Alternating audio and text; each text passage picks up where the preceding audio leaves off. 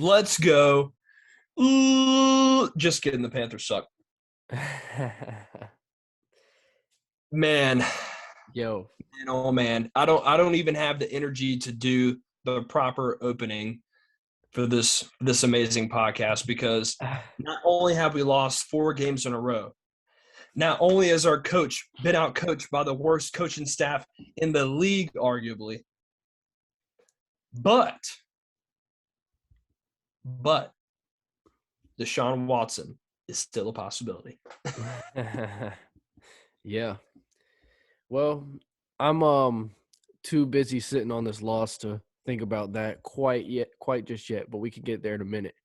But man, right now this team is, you don't even want to call them a dumpster fire because that's like an insult to dumpsters. It is just, Yeah.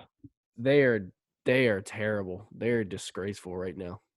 It's I just gotta say it. Welcome to Primetime Carolina, everybody. I'm Tanner Blue, co-host Dave LaFave. We're gonna get right down into it. The Panthers have gone from a very young, promising team to a prom night dumpster baby in just a matter of weeks. And it's not been good. It has not been good. If you go back a couple episodes, we were starting out, we were 3-0, we were optimistic, we were positive. Now I think everyone's ready to burn Bank of America Stadium down to the ground, just about. Um, Dog, yeah, I'm sad.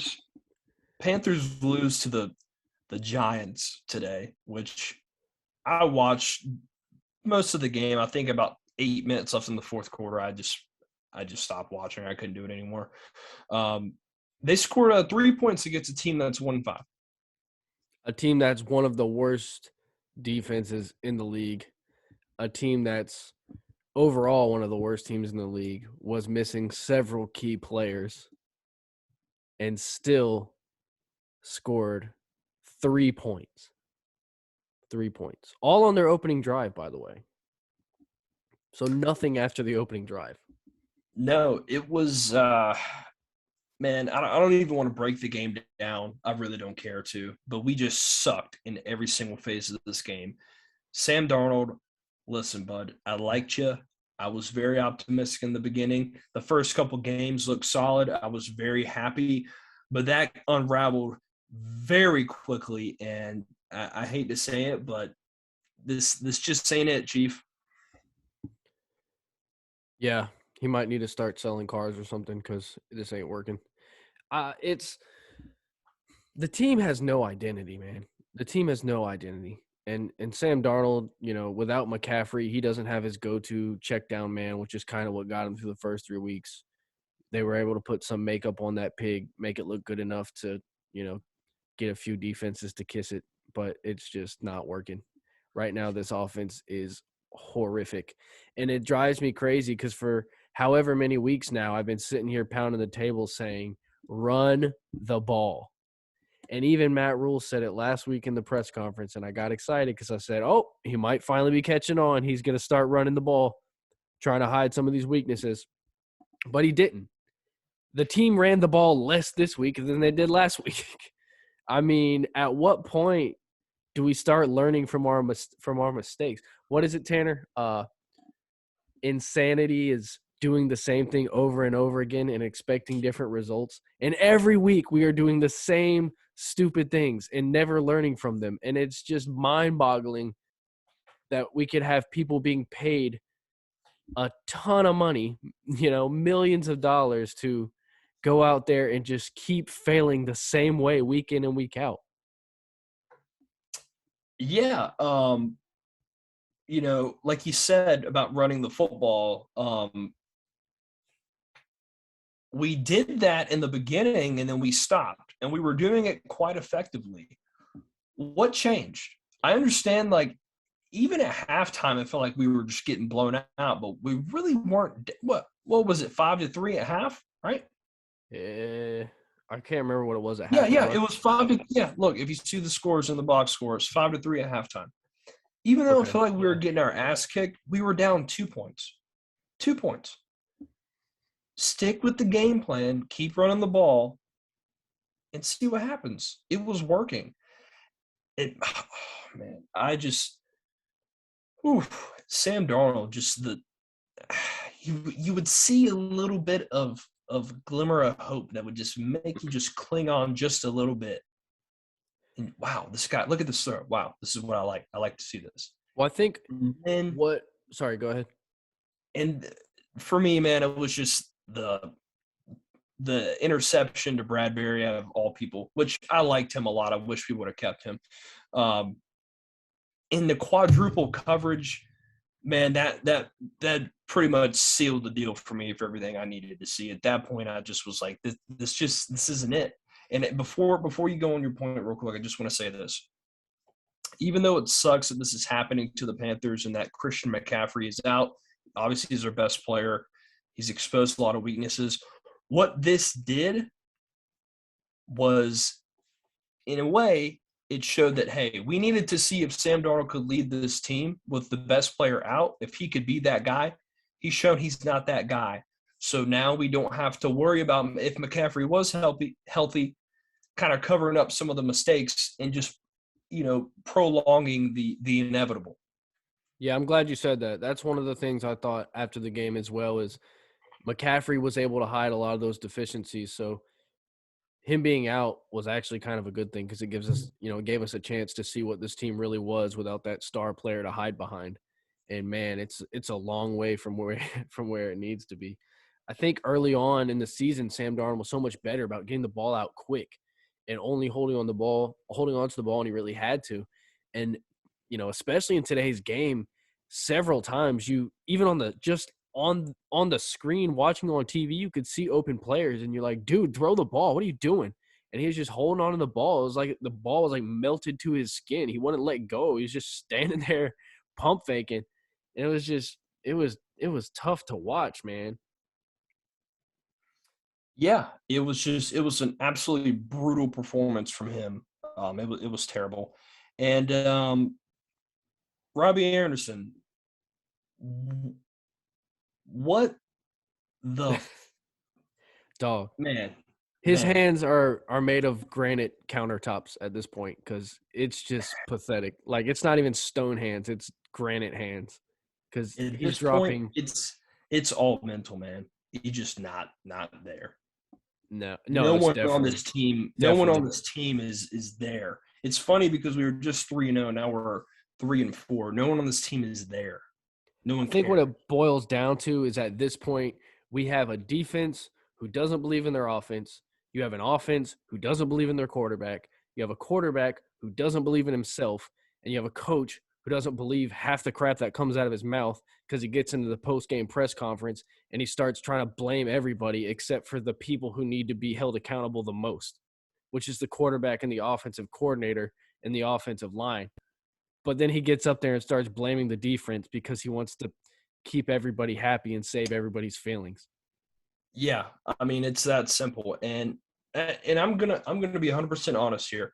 Anyone that's saying this team is just not there, they're not that good, they're not that talented, I think that is incorrect in a lot of ways. This team is extremely talented. There's a lot of good young, great football players on this team. They are not. They don't. It's rubbing off on the team when the defense knows that the quarterback sucks. It just kind of takes the wind out of their sails because, okay, let's say we get the ball back. We can't score. We can't move the ball. We're going to be back on the field in like 5 minutes. So why do we care? It rubs on off on everybody. Robbie Anderson knows. DJ Moore no. Tommy Trimble, Ian Thomas no. I catch the ball. The next pass is probably going to be in the dirt or it's going to be an interception. So why does it matter? The coaches know.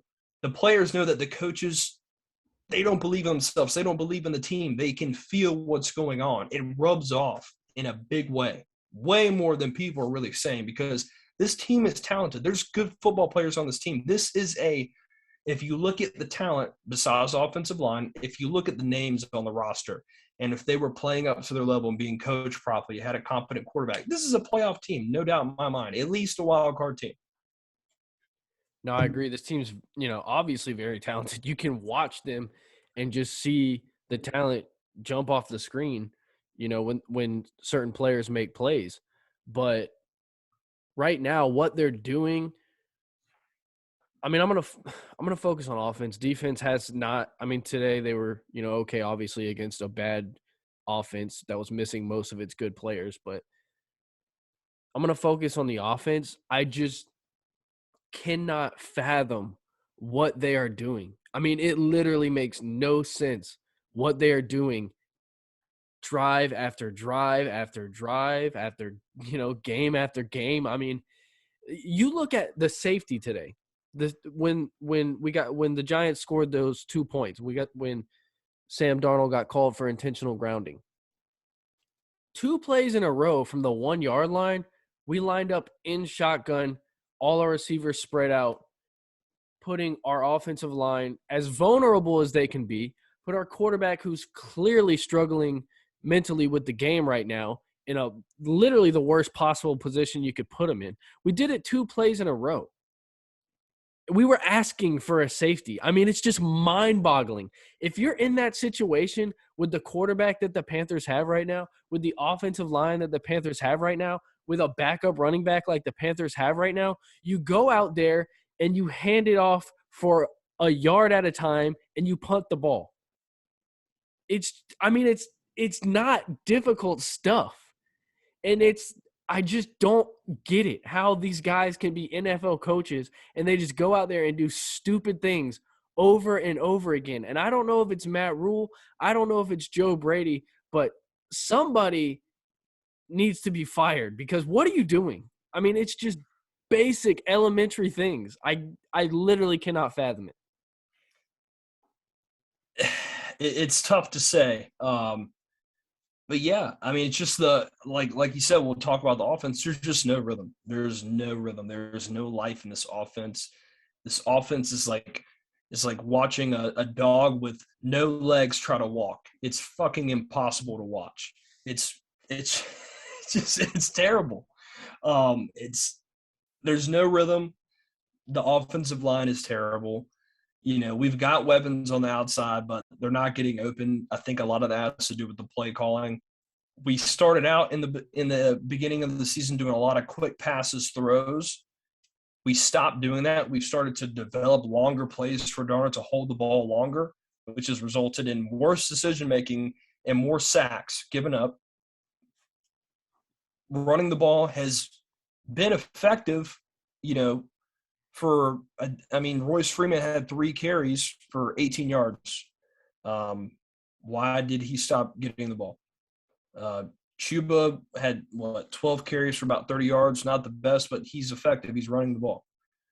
We have just not doing the smart things right. And no one on this coaching staff knows what's going on right now. You know why? Because they're not experienced at all. They have no NFL experience in this locker room on the coaching staff.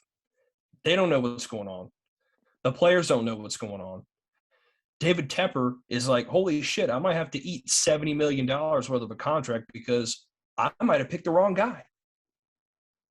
Yeah. Well, you look just in this game, the Giants were coaching with, their second choice. Matt Rule was their first choice. And, right.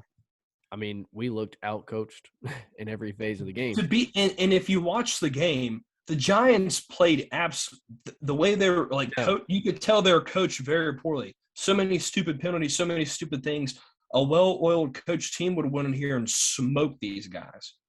Yeah. No, I'm watching this game, and I'm like, we are getting beat by a horrible team. These guys are horrible, and they're missing a lot of their best, like I said, a lot of their best players on offense. Yeah. And, it's just, no rhythm, no chemistry, no energy. Just the team is just flat. And, you're talking about the rushing yards. Like I said before, the team came out and they ran the ball less. Right after they talked about they need an identity, they need to run the ball. They ran the ball less than they ran it last week, and that's counting, that's counting a PJ Walker scramble at the in the end of the game when nothing mattered. Shi Smith getting that. By the way, that negative 3-yard run, I want to say that was in the first quarter, right? Yeah, it was. That play came right on the tail of a 7-8 yard run by Chuba Hubbard. And I looked at the TV and I said, dude, that's what they need to be doing. Running the ball at the defense, taking Sam Darnold as much out of the equation or taking his decision-making out of the equation as much as they can And then they came back the next play and ran this little gimmicky, play with Shi Smith. He gets tackled in the backfield, and suddenly it's 3rd and 7, 3rd and 8 again. So it's just pure dysfunction everywhere. And it blows my mind. And I'll say this too about Matt Rule and the coaching staff. They waited until I think, 10 or 12 minutes in the fourth quarter, whatever it was, to put PJ Walker in the game. At that point, it's been decided. The Giants got, two. PJ Walker got one possession where he got a 3-and-out. The Giants came back, got 2 first downs. And I can't remember if they had scored already at that point, but there was not enough time on the clock. It was like 6 minutes on the clock. I mean, you're not doing anything by putting in the other quarterback. And then after the game, he literally says, well, we didn't want to embarrass Sam Darnold by putting in the other quarterback at halftime. You put him in at halftime, there's a good chance he comes back and wins this game because he can at least move the ball. And he showed that when he came into the game. He just, obviously didn't have enough time to do anything with it. He showed he could move the ball better than the offense had moved the ball all game. And then the coach is going to talk about not embarrassing another player. Dude. He's already embarrassed himself.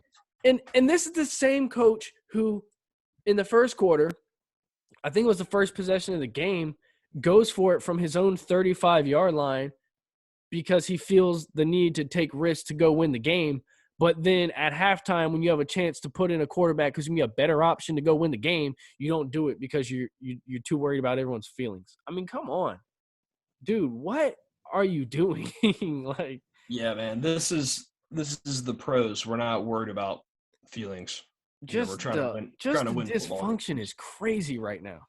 And it's just, and I hate to say this because, talking more about the coaching, and now I want to, kind of talk about the front office, Fitterer, who I like the aggressiveness of the trades, but let's take a look here. Okay, the Sam Darnold deal is a bust. We lost on that deal. So we gave up what? A second round, and what all did we give up again? Second and a third? I think it was second and fourth, I believe. Okay, I remember second and a 4th round pick. I can live with the 4th round pick. Second round pick, I was okay with it because they needed a quarterback and they had to do something, and this is the route they decided to go. Fine, I can live with it. We said in the beginning, if it doesn't work, it doesn't work. It's not working. It is what it is. Then we go and trade. What did we get up for C.J. Henderson? We gave up a 3rd round pick and Dan Arnold. Okay, so we give up a 3rd round pick and Dan Arnold. 3rd round picks can be valuable.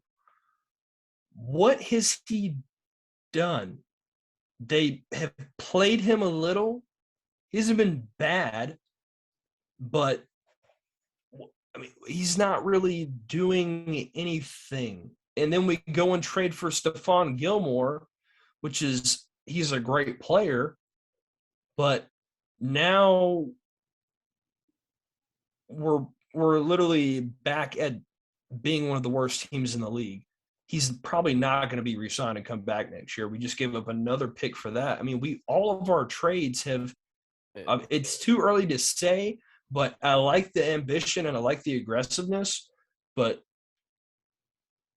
I haven't really seen any of the payoff yet. And now, as we're going to talk about later in the show, Deshaun Watson deal is on the table. God knows what you're going to have to give up to get him, but we'll talk about that in a little bit. But what are your thoughts on, the trades that have had almost little to no impact so far?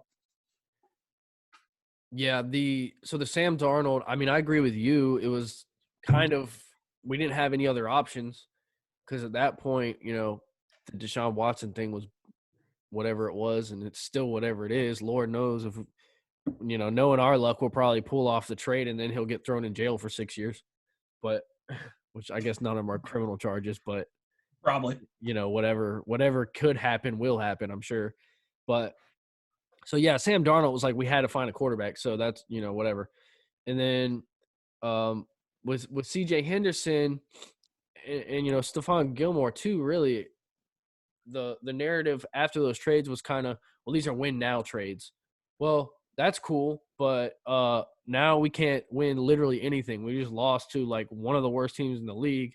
So yeah, it's just, I mean, we've literally just thrown away draft picks. And who knows what'll happen with both of those players. Henderson, he's got all the potential in the world, and this is what everyone, including us, talked about when the trade happened. He's got all the potential in the world. It's just where's his mind at? And there's a lot of talk about like his mental health and where he was at there, and whether or not he really wanted to play football. And I hoped coming to this team would, spark something in him. But I got to say, as much as I don't want to admit it, he has not looked very interested in what's going on since he's been on the team. And I agree. I want to chime in on that real quick. yeah, go Now, ahead. I could be taking this out of context completely. I could be wrong. It's just a picture, but I'm sure you saw the pictures of him on the sideline, just kind of like, not really, just kind of like there. I mean, it's just a picture, so I could be wrong. But people were saying that he's just kind of on the sideline, like by himself, doing nothing. That could be his thing. I don't know, but it just, Yeah. I don't know. I just He haven't seems like a seen real it. quiet person, so I do like want to give him the benefit of the doubt. Correct. So, body language is one thing. I've never talked to him. I don't know how he's feeling about being on the team. He might be psyched, but he doesn't look, like he's all there. But, that could come in time, I guess. Like I said, I want to think positive about it, and I have high hopes for him still. But and then yeah, with Stephon Gilmore, we'll see. I mean, I don't know. The longer he sits out, I kind of think the higher chance we have of re-signing him, just because he won't have anything on the field, but uh, uh to drive his price up, and maybe we could re-sign him. I mean, I would love to re-sign him, but at this point, I don't know. There just seems to be no direction with this team. And, hopefully they can keep that defense and all those pieces together moving forward, because I think once they get the offense figured out, they'll be in a good place. But that just seems like it's going to take a while. And, like we said, we really tied our hands with these draft picks. It's going to take a lot of trading back like we did in the last draft to get those picks back, which is fine. But then you run the risk of trading back and then missing on picks, and you're right back where you started, and you missed out on all the best talent in the draft because you kept trading back. Correct. So, Which I think for most people, after about the second and third round, a lot of your picks aren't in there playing a ton. So it's just really crucial to hit on those first and second rounders. But, we'll see what happens. But was Terrace Marshall hurt today? Did he not play? yeah, he was hurt. He had a concussion, I think. I think it was Okay. from last week, if I remember correctly. He got hit pretty hard last week. I think he did. Yeah, I remember that. I Yeah, he remember was out because with concussion. Robbie dropped passes again, and I was just like, why have they not put this guy in and just put his ass on the bench? But then I realized that he was hurt. Yeah. Now I don't even care about any of the stats. I don't care about anything. The only two positives I'll say is that Brian Burns looked very, very good today. He got a sack. He got a lot of pressure. Shout out to him. And then Keith Taylor looking like a very solid player once again. An example of a late round player you can hit on. So at least Correct. we went back on So for I him. think, and it's going to be interesting in the offseason because let's say we got J.C. Horn's going to come back. He was playing well before he got hurt. You got Keith Taylor. You got C.J. Henderson. You got Stephon Gilmore. Not a whole lot of room for Dante Jackson Mm-hmm. because Nope. I feel like that's a luxury spot that they can afford to maybe lose a guy like that. I don't know. But Yeah, we'll see what happens. I personally I don't I personally wouldn't sign him back, which I know he's been much better this year, much more consistent this year. But I think because of that, it's gonna drive his contract higher than you would like to spend on a player of his caliber, of the player that he is. But I also hear the team constantly talking about how he's the kind of guy we want in the locker room. He's a star, he's a model citizen, all that stuff, which is great. You want those guys in the locker room, but you know, I don't know if he's going to be. I fear he's like another Shaq Thompson situation, where the player's good, yes, but he's never really lives up to the contract he was given. correct. and that's the thing you want to try to avoid. So, Right. but that's for the offseason. We're not sure. I want to switch lanes here. I know you've got on Twitter pulled up. Pretty quickly after this game, another report came out, by Joe Person, covers the Panthers. I mean, this was 4:46. The game was over at what, 4:15, 4:30. League and team sources expect the Panthers to be involved in the Deshaun Watson trade talks. Now, we've heard a lot about this in the offseason, and then obviously the stuff off the field has happened with him. We're not 100% sure what's going on, so we go the Sam Darnold route. Now the Panthers are back in the situation where they're like, okay, we have to try to pull off this trade. Yeah. What are your thoughts? I know there's a lot to unravel here, but what are your thoughts on, Tepper? I know he is this is him behind all of this. He is like, hey, we suck. We need a franchise QB. What are your thoughts on this happening? I mean, from a football perspective, this is what I wanted all along. We talked about it all, constantly, in the offseason before the draft about how you can't put a price on a quarterback like this. And if you have a chance to go get him, you go get him because this is an elite quarterback. This is a top 5 quarterback. This is a guy who comes in and immediately changes what your team's about. And right now, a player of his caliber would fix a lot of problems for the Panthers. They would still have their issues for sure, but this is a guy who was on one of the least talented, teams in the league last year and still put up astronomical numbers. So from a football perspective, it would be great.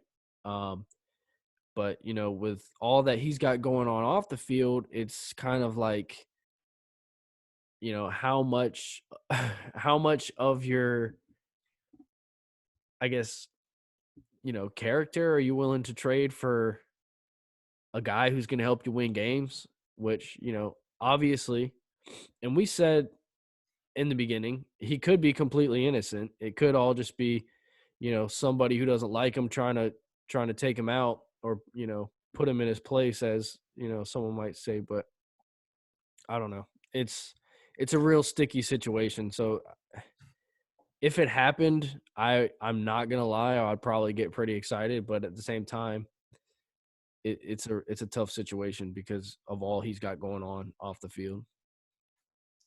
My only concern really is that if they pulled this trade off, is that he's going to get suspended immediately because they're going to want to play him. Right. He only hasn't been suspended because the Texans haven't tried to play him, so they haven't had the reason to suspend him.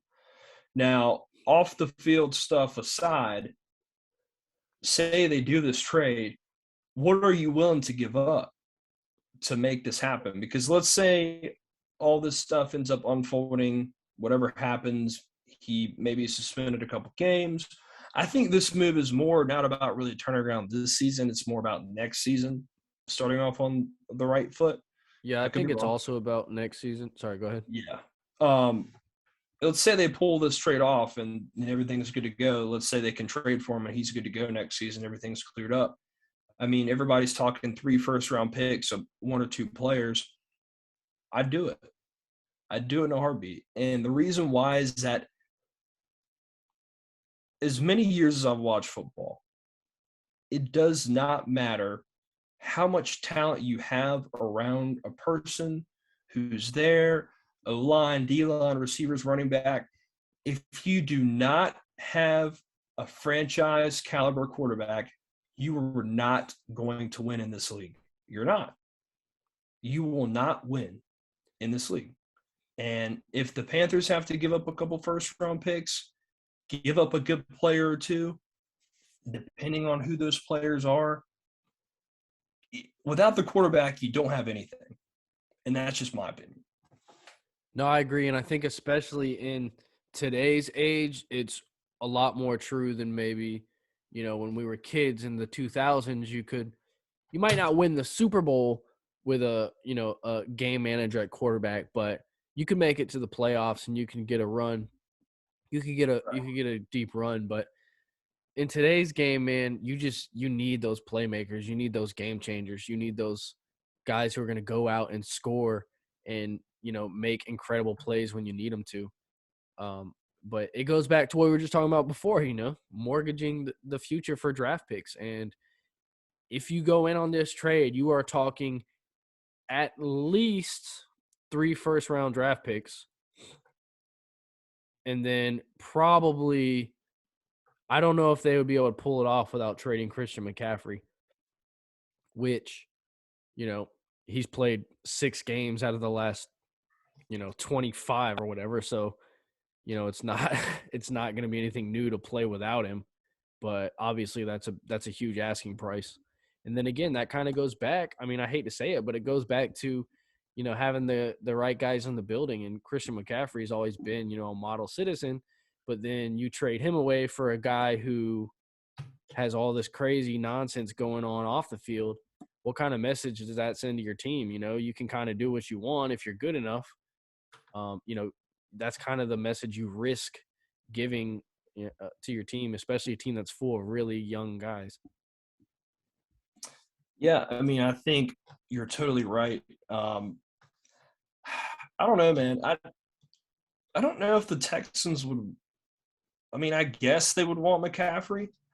I'm not opposed to it as I was last year, as much as I was in the offseason, because he's just been hurt again. And, the guy could be an amazing player, and he truly is. He's a special player. But if you can't stay healthy, then what is, Is it's there tough.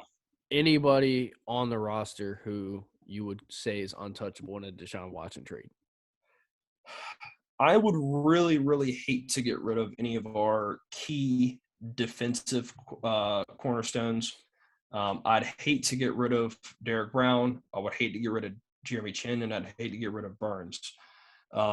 If it was me personally, I don't know if they would go for this. I would ship maybe Shaq. I would ship Dante Jackson. I would ship Robbie Anderson. Maybe if any of those guys work. If there was one guy I had to get rid of out of that core nucleus, it would probably be at this point would be Burns, unfortunately, and he's one of my favorite players on this team. But it might would be him. I don't think you can give up DJ Moore. You can't give him up.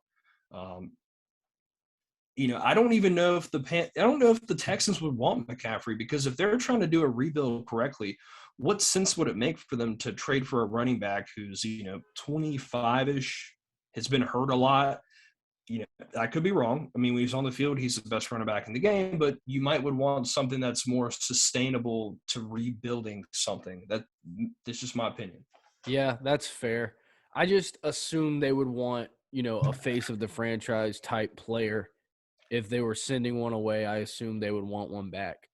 But, I guess there's other guys who we could send.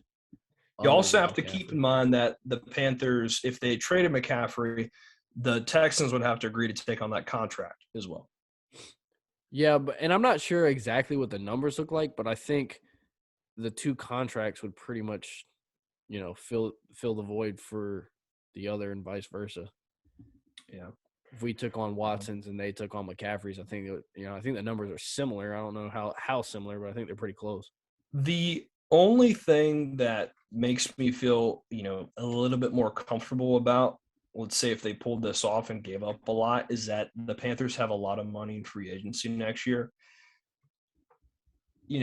Traditionally, spending big in free agency does not always transition to winning, but there are maybe a guy here or there that you could potentially replace in free agency that you might have got rid of. And I feel like in free agency, if there's top linemen on the market, you can invest money in them. So that's the only saving grace, I would say. And Fitterer seems like obviously an aggressive guy. So if they want a guy that they think's worth it, then they would pay him.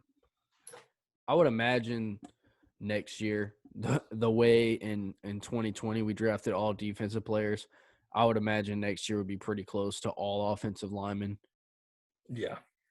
Um, I feel the same way, but if, gun to my head, if all this stuff, they ended up getting this guy going away and all this stuff goes away, I'd do it because you have to have a quarterback. You've got to have a guy. And let's say they don't pull off this trade. Sam Darnold, they can't come back with him next season, at least as the starter. No. I'm not super confident in anyone to draft for in this draft class, honestly. I'm a big Carolina fan. I don't want to draft Sam Howell. I don't. Yeah. There's not a lot of guys that I'm big on. So what are you going to do next year? What are you going to do? Yeah, no, and that's kind of what we were just talking about with this trade. Why it would be so important is because there's not really any guys in this draft class, and I'm super, super high on either. I like, I've mentioned it before. I like Malik Willis because he's got, a lot of upside, but there's definitely some risk involved there, for sure. And then look at, I like Ritter from Cincinnati, but I don't. And then you look at guys like Rattler, and what's his name, DJ Hugo. I'll just call him DJU from Clemson. Those were two guys who were expected to be first round draft picks, and now they've both been benched. Yeah. So it's just crazy how quickly things change in the game of football. And it's like if you have a sure thing like Deshaun Watson, you kind of have to go for it. But the risk is that's just what I'm saying. ridiculous with everything he's got going on. Sorry, go ahead. The risk is high, don't get me wrong, but let's say we do it and it blows up in our face. We're the Panthers. We've been through shit times before. What's it going to make a difference? Oh my God. I it guess would that be- just puts you right back with Sam Darnold as your starter, because they already picked up his fifth-year option. So as of right now, he will at least be on the team next year, unless they find a way to trade him. Correct. And I would imagine his trade value is not real great right now. Same, with Robbie Anderson, he just signed not a huge contract, but a pretty hefty one in the offseason. Yeah. But it's just when you've got a for sure thing, I know the risk is high, and by God, am I not advocating anything? But I think that if the guy is there, it's hard to say no. It's hard to say no. That's like saying, the guy's a top 5 quarterback when he's there. The Panthers, only one time in history have we had a top 5 quarterback for one season. One season, 2015. And it was freaking awesome. But God, wasn't it? it was awesome. And then, all the other years, Cam Newton was a very, very good quarterback. He was top 10, I would say a top 10 quarterback most of the time. But that year that he was the best quarterback in the league. Look what happened. We made it all the way to the Super Bowl. It's no secret that you got to have guys to contend. And you know what pisses me off more is that in the draft, in the pre-draft talks, even though we picked up Darnold, they still had a chance to probably get Justin Fields and to give the guy competition. Yeah. The season before, they had a chance to draft Justin Herbert. I like Derek Brown a lot. They could have got Justin Herbert. That's 2 guys they missed. Not saying Justin Fields he's still got a ways to go, but there's 2 guys that they had a chance on and they missed. Was Herbert there, or was he the pick before? No, I think he was. I'm pretty sure he was there, wasn't he? I thought he was the pick before. I don't remember exactly. I could be wrong. Regardless, yeah, it does. I know that they had looked at him and they interviewed him and they were interested in drafting him. They were real high on him, and I think he was the pick before. I don't know. Don't quote me on that. It's not really important because either way we don't have him. But yeah, no, I feel you. Like, it sucks to know like we had a shot at some guys, and me, I was real big on Justin Fields, who, but he had a horrible game today too. So, but at least Bears fans feel like they have a future with him. We are just absolutely in quarterback purgatory right now, and it sucks because the teams who spend the most time trying to find franchise quarterbacks and can't do it are the teams who are perpetually bad or mediocre at best, and that's just the way it is. And that It's goes back to the conversation we had before. You have to have that guy in the NFL, or you're never going to be anything better than pretty decent. that's I hate to be a pessimistic guy. I hate to be like a Debbie Downer. I really do. But I'm going to relate this to the Hornets real quick. Back when, the Hornets now have LaMelo Ball. Yeah. LaMelo Ball You is mean a the 3-0 superstar. Hornets? The That's right. 3-0 Charlotte The Bobcats? 3-0 Charlotte Bobcat Hornets, Yeah. whatever you want to call them. They're 3-0 right now. You know what they have? They have one guy that's absolute superstar, LaMelo Ball. They sure do. You know what it takes to win in these professional leagues? You got to have superstars. A couple of years ago, the past couple of years when the Hornets had Kemba Walker, they were a mediocre team. I like Kemba a lot, but they were in NBA purgatory. Not good enough to suck, to get a top pick, to get someone, not good enough to really make any noise in the playoffs. Look what happened. They got a superstar. Now, not saying they're going to make the playoffs, but their future is very, very bright because of this guy. And it's going to make everyone around them better. You have to have stars. When you go into a season with a guy that is not a franchise guy, eventually at the end of the day, that's going to turn its ugly head and you're going to lose because of that guy. Imagine being like we just lost to the Vikings. The Vikings know no matter how good they play, eventually Kirk Cousins is going to fuck something up. He is. If you look at any middle of the road team, you look at the 49ers, as good as they are all around the ball, give the ball to Jimmy G, he's going to mess up. Those middle of the road teams, it's almost as if you don't have your guy, what's the point?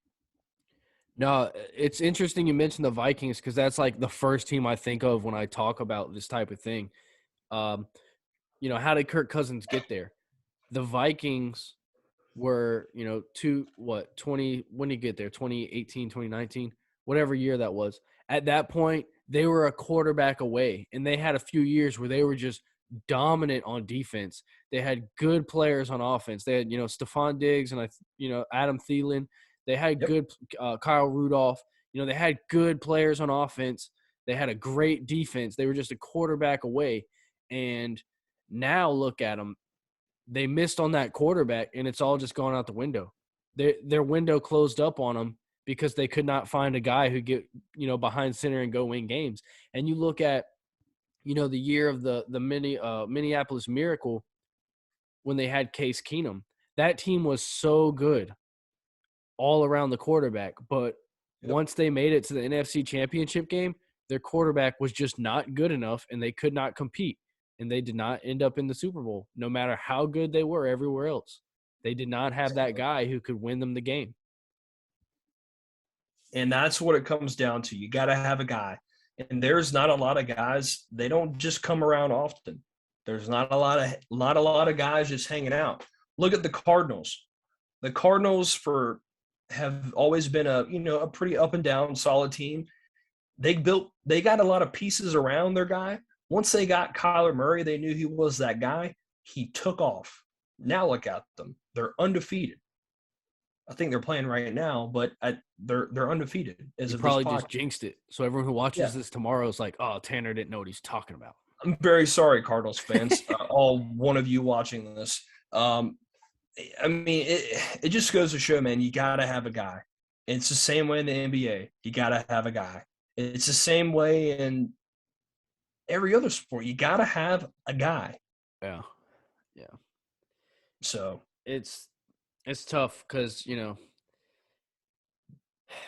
they did a good job. And McCaffrey, I think, makes the biggest difference here. It's just because, Sam Darnold's able to dump it off to him. It's really not fair for the defense because no one can really cover him. But, yeah, at the end of the day, like we said, it's probably good that McCaffrey got hurt because now we see that he's not good enough and we need to make a move. And here we are, right back where we were in March talking about trading for Deshaun Watson. Yep, we are the same spot. And I just also want to add that even though back in those days that we had Cam Newton, even as bad as the offensive line was, as bad as the the defense was sometimes, the receiving core. Cam in his window, in his prime, it didn't matter how bad we were. If he got the ball with time left on the clock, as long as number one was playing, I knew we had a chance. We had a I shot. knew we had a And chance. that was the We got a difference. shot. That was the difference with Cam. Those teams were nowhere near. He maybe had one or two teams that were even close to as talented as the Panthers are right now. But he was able to elevate everybody else. The situation we're in right now is the exact opposite. Sam Darnold is a weight tied to the Panthers' foot right now. And, Exactly. it's really not his fault. I mean, like I said, time and time again, the coaching staff has put him in terrible situations that I literally do not understand how they can keep doing it. The offensive line is bad, yes. But honestly, I feel like in the last couple of games they played better, especially with all the shuffling they've done with Christensen and some of the guards moving around. I feel like they've been better. They still haven't been good. They've been better. But it just goes back to the Sam Darnold and the offensive line and the offense as a whole have just been put in horrible situations that I don't understand. And I'm not trying to go back to what I was talking about, 40 minutes ago, but it's an endless cycle when you get into this conversation. Yeah, I mean, and that's all there is to it. We've seen the bright spots. Like even though last week we lost in the Vikings to overtime, you saw that fourth quarter drive. Sam driven down the field 98 yards. You were like, that's it. If we could have that more often, we'd be fine. But some guys they have it that little bit. Some guys they can't keep it going. And unfortunately, not anything against him. He's just not the guy. He's just not. Hey, since we're on the topic, I might as well mention it. Cam Newton's still a free agent. Who said that? Dude, honestly, at this point, if they don't pull off the Deshaun Watson trade, I'm saying Cam probably wouldn't even come back here, dude. that's got to be option B, right? Dude, I think he would just because he wants to play that bad. I mean, I just can't see him choosing to stay at home, especially if the team, swallowed their pride and apologized and said, "Will you come play?" But that's the issue. I don't think they'll ever do that. I feel like they would rather keep getting their butt kicked with a bad quarterback than say we made a mistake. But you know what? I actually disagree with that. I think this right here, this tweet that you're showing is showing that David Tepper knows that for this to work, he's going to have to swallow his pride and at least try to make a move or to do something. But honestly, at this point, it's too late. I mean, we have 4 losses. You bring in either one of these guys. I mean, I guess I don't know. Go ahead. For what me, were you gonna say? For me, if they sign Cam Newton, it would be cool to see him. But 2 things: one, he's not what he used to be. Unfortunately, I love Cam Newton. He's my favorite player of all time. He's not what he used to be. Second, I don't want to see him get destroyed behind this offensive line like we've seen him his whole career get destroyed. And 3, there's another point. 3 points. He's not the long-term answer. So it would be cool for like the season. Yeah, but that's the difference. The guy's 30. He's 32, 33 years old. He's beat up. It's just not the long-term answer. If this was honestly, a team that was like if this was like the Vikings a couple of years ago, and like, dude, we just need a quarterback, and you bring this guy in, sure. But to me, the difference there, Tanner, is he might not be what he used to be, but he's still pretty darn good. And we saw that, last year the Patriots, I know, was ugly at times, but it wasn't any uglier than what we're seeing with Sam Darnold right now. And then you put Cam on this Panthers team, it's probably second best Panthers team he's ever played on. If they signed Cam Newton, you would probably see me cry. I probably would cry. Because a couple of years ago, his last year on the team, I bought his jersey, brand new jersey. And then the last game we ever saw of him, the last time I ever wore that jersey, I haven't worn it since, was that Thursday night game against Tampa Bay where he played bad and he had the foot injury. Man, that was a tough way to go out. If all else fails, screw it. Bring back Cam Newton for for just Yeah. this year and just see what happens, dude, because it ain't going to get any better. It ain't going Yeah. to get any better what we got. I mean, don't get me wrong. I know it's a long shot, and even for me, I'm saying it as a last case scenario, but Correct. I think we both, for the future and for, for all this Deshaun Watson stuff, if it went away, we would absolutely go that route if that happened.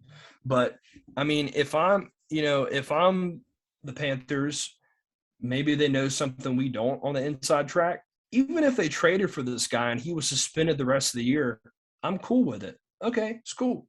I'll wait till next year. I know we got our guy waiting in the wings. yeah, I mean, I feel you. But who I knows? don't know.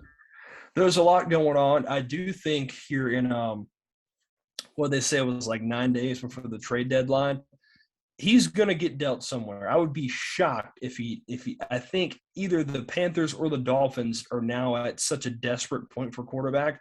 You've Yeah. got two teams that Which, are which, by the way, I would say I know Tua hasn't been great, and he's had some pretty ugly moments this season.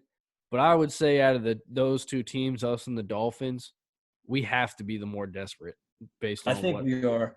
I think we are. And I think that I genuinely think that if this didn't go down this way with what happened with him, he'd be playing for the Panthers right now because the moves they've made, as aggressive as they've Yeah, been, they would have made this trade. They would have yeah, made it happen. I agree, and I don't think what's gonna be a key here is if he's gonna he has the no trade clause. He already overruled a trade to the Eagles, so he would have to green light this trade even if they did get a deal in place. But it is hard to imagine Dave Tepper being outbidded by anybody Yeah. for this guy, because I feel like he knows he needs this in order to win. And then the Dolphins See, just drafted 2 years ago with a first round pick. yeah, and that's what I like about Tepper is that he may do some, he may have hired the wrong people, he may have brought in the wrong people, but the dude is not afraid to just say like F it and just go for it. Like in certain cases that can, backfire, and this could very well backfire. Let's say they pull this trade. Deshaun Watson gets arrested and sent to the prison for 6 years. Now the Panthers have lost everything and gained nothing. But it's much better than what we're doing now. So I'm all in for it. If it happens, it happens. If not,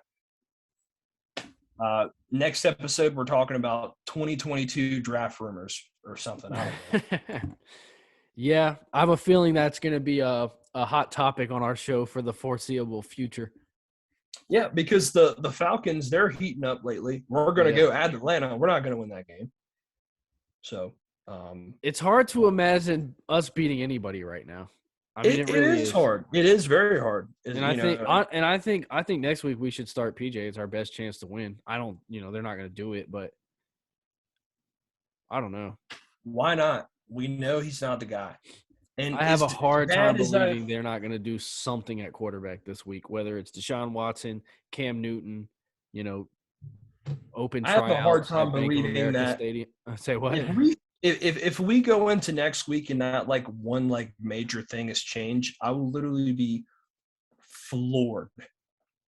So will I. Floored. I'm talking about a firing, a quarterback change, a coordinator gone, I don't know, something. Yeah. If something like drastic doesn't happen, I would be floored. Something's got to happen. I mean, I agree. Something's got to happen. Like I said, open tryouts. You're going to be the next quarterback, Tanner. Hey, I'm in. I can do it. Hey, you know what? You take the ball each play. Every time you snap it, you fall forward for a yard. I think you would outpace what our offense has been doing the last few weeks. So. I think it would. I think it would. And yeah, that's pretty much all I've got to say. Yeah, hopefully at some point this week we're coming on midweek talking about somebody getting fired, somebody getting traded for, I don't know, we'll see. I'm sure something will happen. But, tonight I'll probably be glued to Twitter, looking to see what's going on, trying to find out what's going on. The Carolina Huddle is in an absolute meltdown right now. I love it. It makes for great comedy. I'm all in. I'm all in for the dumpster fire. If it's going to be bad, it needs to be terrible.